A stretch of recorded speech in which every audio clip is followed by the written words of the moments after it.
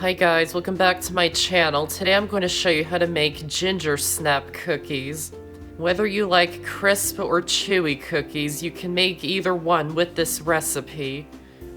If you're new to my channel, welcome. Be sure to subscribe for new videos every Monday, Thursday, and Saturday. Plus, lots of new bonus videos up until Christmas. So let's get started. To make the dough, in the bowl of a stand mixer, or you can use an electric hand mixer, add in the softened butter, sugar, dark brown sugar, and molasses, and beat them until they're smooth. Don't cream a lot of air into it or the cookies will spread in the oven.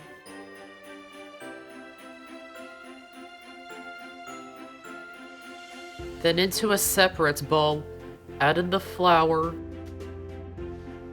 ginger, cinnamon, baking soda, and salt, and whisk them until they're combined. Gradually add the dry ingredients into the wet ingredients while the mixer is running on low speed. And mix it just until it's combined. Turn the dough out onto a lightly floured work surface. And use your hands to bring it all together.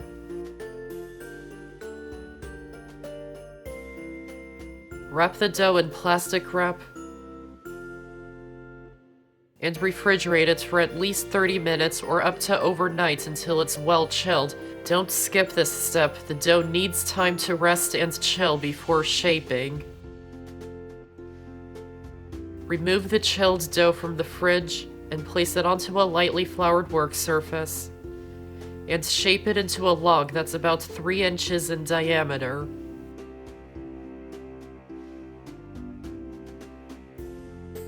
Wrap it up in plastic wrap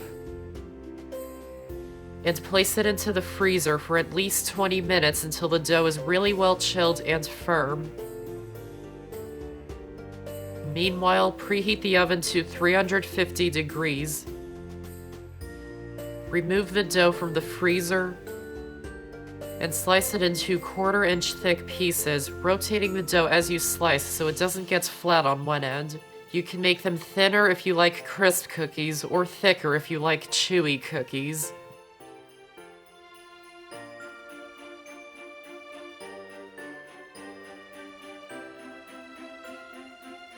Then place them onto an ungreased baking sheet, spacing them out at least 1 inch apart.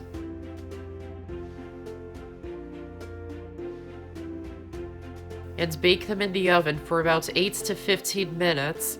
Bake them for less time for chewy cookies, and bake them for more time for crisp cookies.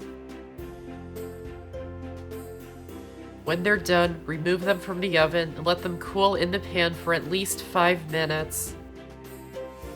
And transfer them to a cooling rack and let them cool completely. And that's how to make Gingersnap Cookies.